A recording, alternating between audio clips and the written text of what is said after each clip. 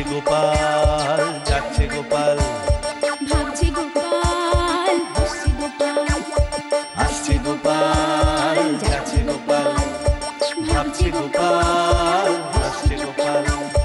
যুগের পরে যুগ কেটে যায় মানুষ তাকে ভোলে না, যুগের পরে যুগ কেটে যায় মানুষ তাকে ভোলে না। চলে না রে চলে না রে চলে না রে চলে না, চলে না রে চলে না রে কাকে ছাড়া চলে না। কে সে পরিচয় কি তার, হাসির রাজা জ্ঞানের রাজা রসিক রাজা গোপাল ভাঁড়, হাসির রাজা জ্ঞানের রাজা রসিক রাজা গোপাল ভাঁড়, হাসির রাজা জ্ঞানের রাজা। ও দাদু, খিচুড়ি আর ইলিশ মাছ ভাজা খাবো। হ্যাঁ দাদু, খিচুড়ি আর ইলিশ মাছ, ওহ যা জমবে না, ভাবলেই জিভে জল এসে যাচ্ছে। দেখ দেখ, বেলা তো অনেক হয়ে গেছে, এত বেলায় বাজারে কি আর ইলিশ পাওয়া যাবে? তার চেয়ে বরং আজ খিচুড়ি আর বেগুন ভাজাই খা, পরে না হয় একদিন খাওয়াবো। না না না, কোনো কথা শুনবি না। হ্যাঁ, তোদের কিপ্টে দাদুকে এখনই বাজারে পাঠা। হ্যাঁ দাদু, যাও না যাও না। ঠিক আছে, যাচ্ছি। ভালো ইলিশ না পেলে কিন্তু কিচ্ছু বলতে পারবি না। হ্যাঁ, আরে বলা বলি পরে হবে, আগে যাও তো। আয় আয়, ঘরে এসে বস, আমি এক্ষুনি খিচুড়ি বসিয়ে দিচ্ছি। মাছ আসলেই কেটে কুটে খোলা ছাড়িয়ে চড়িয়ে দেবো, প্রাণ ভরে খাবি। আরে আরে, কি হলো কি? এখনো হা করে দাঁড়িয়ে আছো কেন? যাও।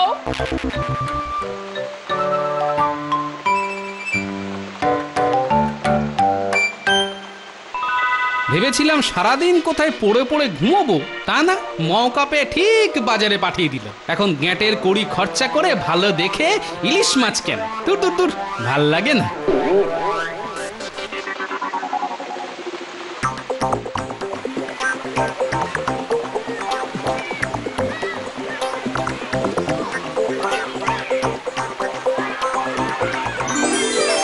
কে বাবু, এই ইলিশ ভালো হবে তো? আগে ভালো কি বলছেন, একেবারে সেরা জিনিস, সেই দুটো পড়ে আছে। তাহলে দাও দেখি। ওমা, এ কি করছেন? মাছ দুটো তো গোপাল বাবু নিয়েছেন। কিন্তু আমি যে এগুলো মহারাজের জন্য নিতে এসেছি, এখন তুই ঠিক কর কাকে দিবি, মহারাজকে না গোপালকে? কি যে বলেন মন্ত্রী মশাই, মহারাজকে না দিয়ে কি আর পার পাওয়া যায়? ঠিক আছে, আপনি নিয়ে যান, খুব ভালো স্বাদ, দেখবেন মহারাজ খেয়ে খুব তারিফ করবেন। আগে মন্ত্রী মশাই, বলছিলাম যে মাছের দামটা। হ্যাঁ রে, তুই কোথাকার আহাম্মক রে? হ্যাঁ, মহারাজের কাছ থেকে মাছের দাম চাইছিস? হ্যাঁ, বলি এ কথাটা মহারাজের কানে গেলে তোর কি অবস্থা হবে ভেবে দেখেছিস? হ্যাঁ, কোনোদিন আর মাছ নিয়ে বাজারে বসতে পারবি?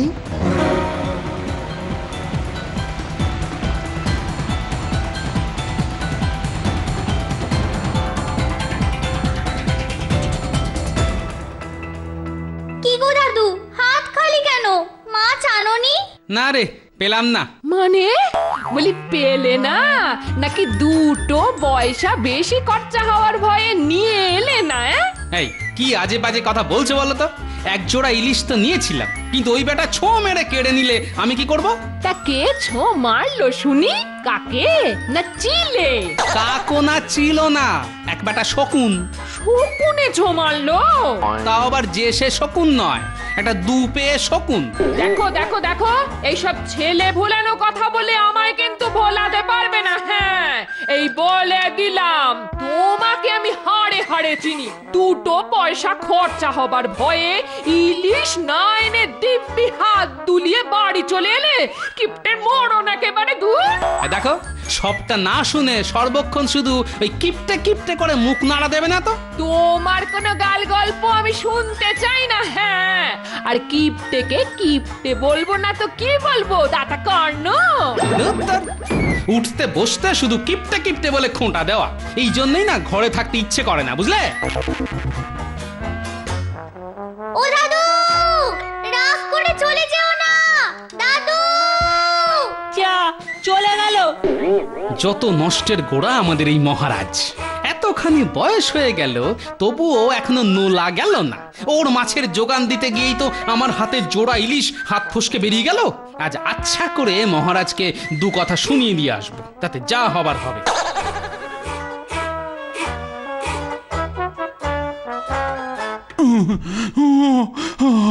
ওরে বাবা রে, মাঝে মাঝে পেটের ভেতরটা এমন মোচড় দিয়ে উঠছে। ও রাজবৈদ্য, কিছু একটা করো না। ওষুধ তো দিয়েছি মহারাজ, আর একটু ধৈর্য ধরুন, খানিক বাদেই আপনি সুস্থ হয়ে উঠবেন। মহারাজ কি অসুস্থ? মহারাজ কি হয়েছে আপনার? ও আর হওয়া, ও বাবা, শেষ রাত থেকে পেটের যন্ত্রণা, আর থেকে থেকে ঘরবার করতে করতে আমি নেতিয়ে আধখানা হয়ে গেছি গোপাল। ও হাতের জল যে আর শুকোচ্ছেই না। তার মানে মহারাজের ভয়ঙ্কর রকমের পেটের ব্যামো হয়েছে। কিন্তু এমন সাংঘাতিক পেটের ব্যামো হলো কি করে? ওই ইলিশ খেয়ে খেয়ে গত 4 দিন ধরে শুধু ইলিশই খেয়ে যাচ্ছেন, তাও কি 2-4খানা? গতকাল তো একটা 1.5 সেরি ইলিশ একলা খেলেন। সে কি 1.5 সেরি ইলিশ একলা? আর শেষ রাত থেকে পেটের যন্ত্রণায় ছটফটানি।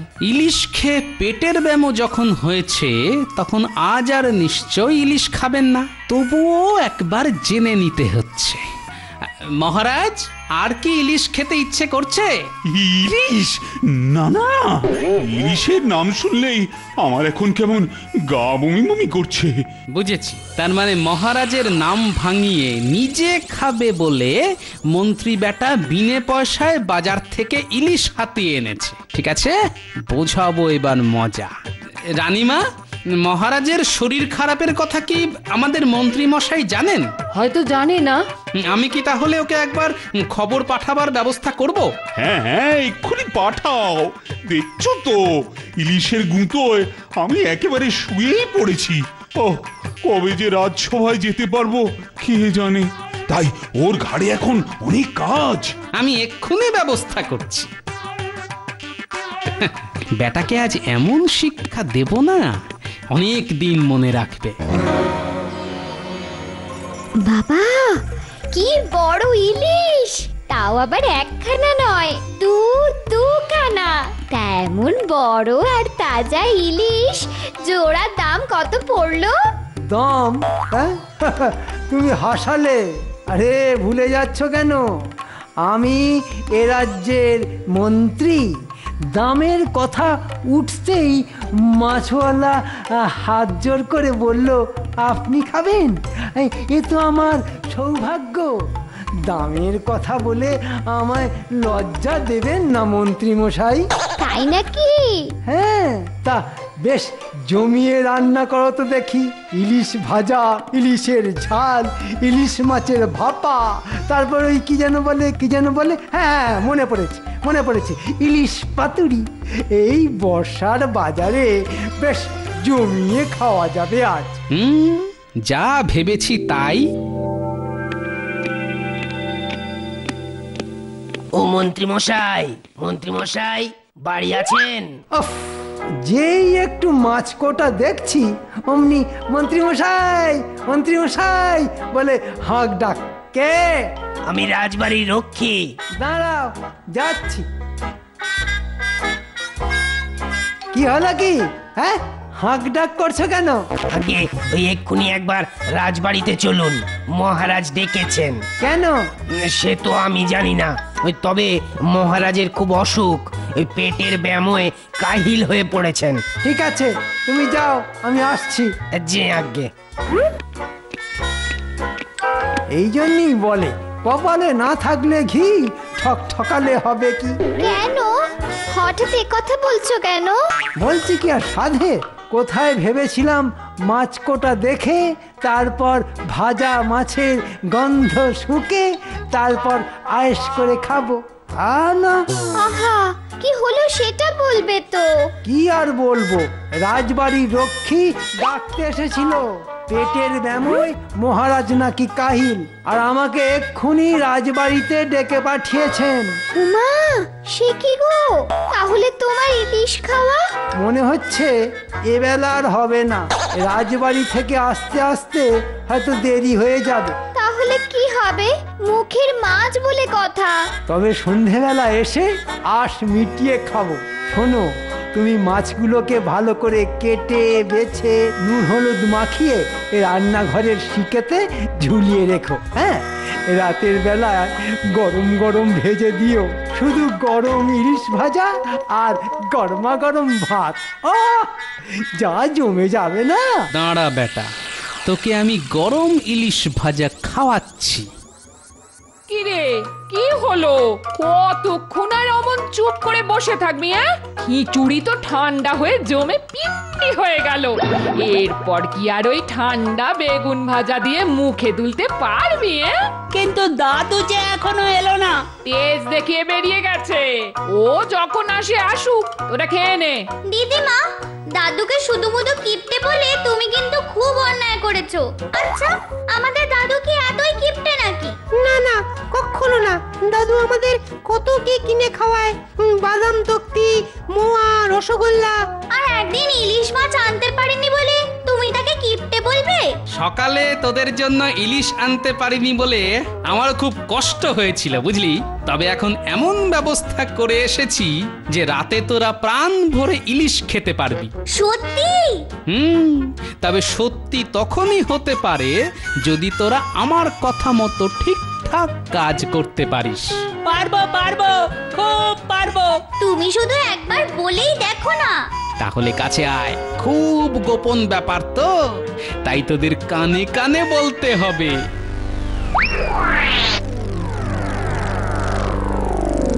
পারবো পারবো, খুব পারবো। এটা দারুণ সোজা কাজ।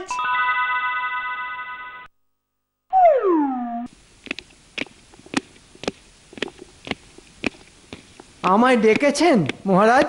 ডেকেছি বলেই তো নড়তে নড়তে এলে, না ডাকলে তো আর দেখাই পাওয়া যায় না। না মানে, আমি তো আপনার শরীর খারাপের কোনো খবরই পাইনি মহারাজ। আমার কি কথাই শোনালেন রে? আমি তো কোনো খবর পাইনি মহারাজ।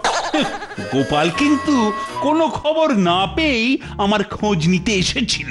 সর্বনাশ, গোপাল কি তাহলে মহারাজের কানে কিছু লাগিয়ে গেল? গোপাল কি কিছু বলছিল মহারাজ? না, সে কিছু বলেনি, তবে তোমাকে কিছু কাজের কথা বলবো বলেই আমি ডেকে পাঠিয়েছি। তাই আমি যা যা বলবো সবকিছু মন দিয়ে শুনবে, আর সব কথা বলতে আমার কিছুটা সময় লাগবে, বুঝেছো? গেল রে, আমার সাধের ইলিশ খাওয়া বোধহয় আজকের মতো ঘুচে গেল। এখন সারাদিন বসে বসে মহারাজের উপদেশ শুনতে হবে। কি হলো?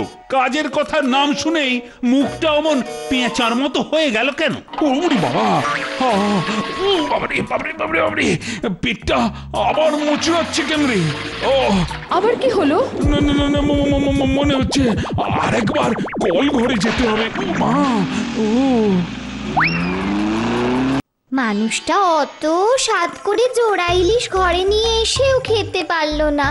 মহারাজের ডাক পেয়েই মুখের মাছ ফেলে রেখে দৌড়লো। এখন কখন আসবে কে জানে। সন্ধ্যের মধ্যে এলে ভালো, না হলে যে সব মাছ পচতে শুরু করে দেবে। আচ্ছা, মাছগুলোকে কি ভেজে রাখবো? না না, এখন থাক। সন্ধ্যের পরও যদি না আসে তখন দেখা যাবে। ওহ আগো, বড্ড ঘুম পাচ্ছে, একটু গড়িয়ে নি। দাদু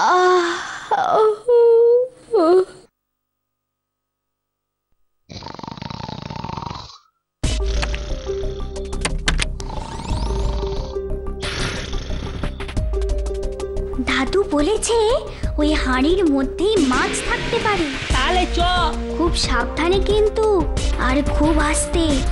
শোন, তুই দরজায় পাহারায় থাকবি। ঠিক আছে। বাবা, কত উপরে ঝোলানো আছে, নাগাল পাবো কি করে? তাই তো ভাবছি। শোন, আমার মাথায় একটা বুদ্ধি এসেছে। শোন গুলটে, তোর কাঁধে আমি চড়বো, আমার কাঁধে পুচকে, তাহলেই নাগাল পেয়ে যাব। তাহলে তাই কর।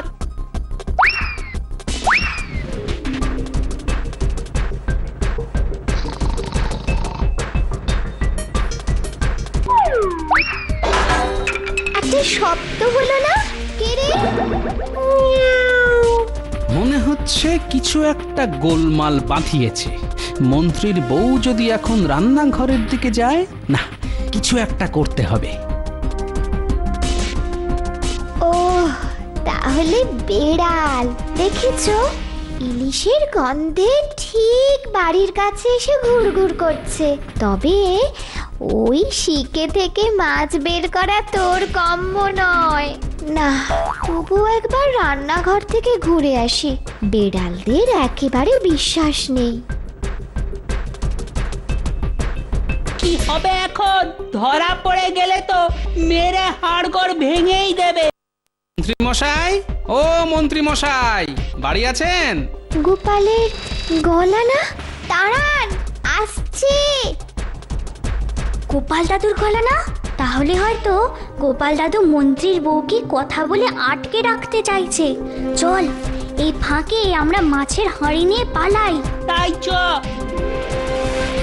কি ব্যাপার, আপনি? মন্ত্রী মশাই বাড়ি আছেন? না তো। কোথায় গেছেন? মহারাজের কাছে। কেন?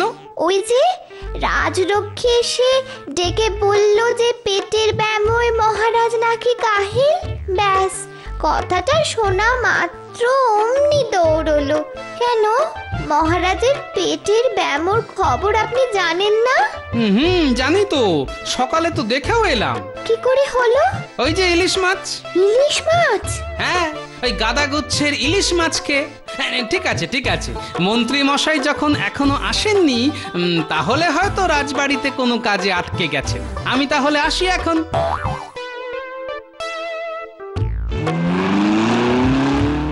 না, রান্নাঘরটা একবার দেখেই আসি। কি মাছ কোথায় গেল? হাঁড়ি ভর্তি ইলিশ মাছ কে নিল? এখন কি হবে?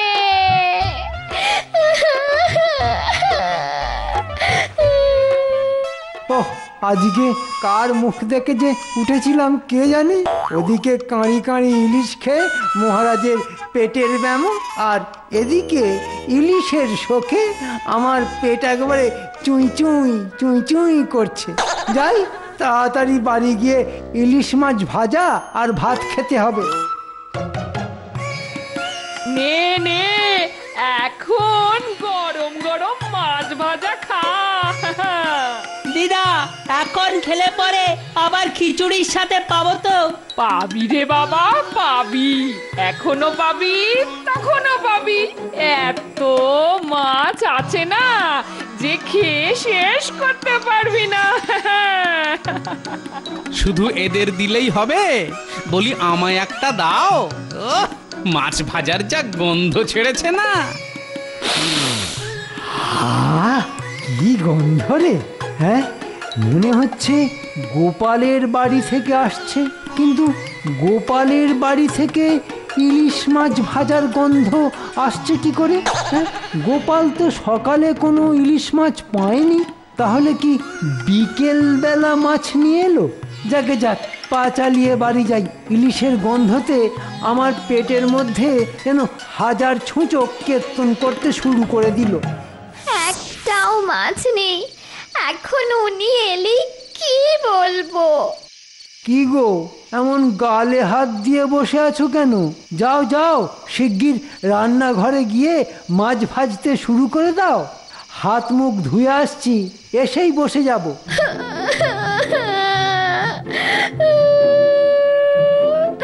কি সন্ধেবেলায় এমন মোড়া কান্না কাঁদতে শুরু করে দিলে কেন? হ্যাঁ, যাও ওঠো। সব মাছ বেড়ালে নিয়ে পালিয়ে গেছে গো।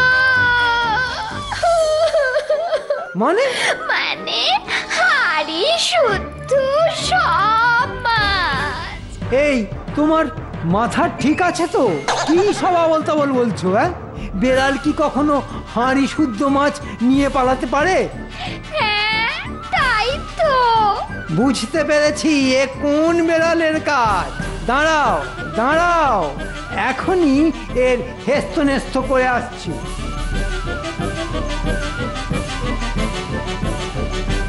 তাহলে এবার তোদের দিদিমাকে শুনিয়ে দে। গোপাল, গোপাল! আরে মন্ত্রী মশাই যে, আসুন আসুন, খুব ভালো সময়ে এসে গেছেন। দুটো গরম গরম ইলিশ মাছ ভাজা খেয়ে যান। আমি মাছ ভাজা খেতে আসিনি গোপাল, শুধু জানাতে এসেছি যে এটা কিন্তু তুমি ভালো করলে না। আমার রান্নাঘর থেকে মাছ চুরি করে নিয়ে আসার জন্যে কাল আমি মহারাজের কাছে তোমার নামে নালিশ করব।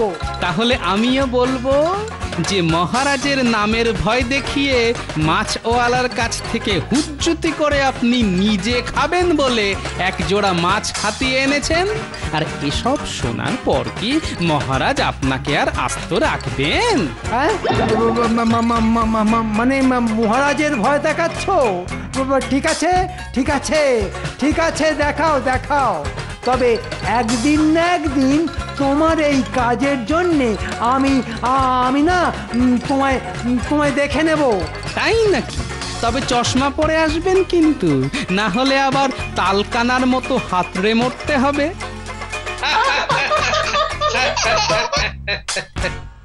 কালকে তোমার ইলিশের খুব ভালো স্বাদ ছিল, বুঝলে? এই নাও তার দাম। কিন্তু ও মাছ তো মহারাজের জন্যে। হ্যাঁ, মহারাজের জন্যই। তবে পথের মাঝে হাত ঘুরে আমার কাছে চলে এসেছিল। আর এই কৃষ্ণনগরের সকলেই জানে বিনে পয়সায় আমি কোনো জিনিস খাই না। এই জন্যেই তো বলে গোপাল ভাঁড়। বলো জয় জয় গোপাল ভাঁড়ের জয়। জয় আমাদের গোপাল দাদুর জয়। জয় আমাদের গোপাল দাদুর জয়।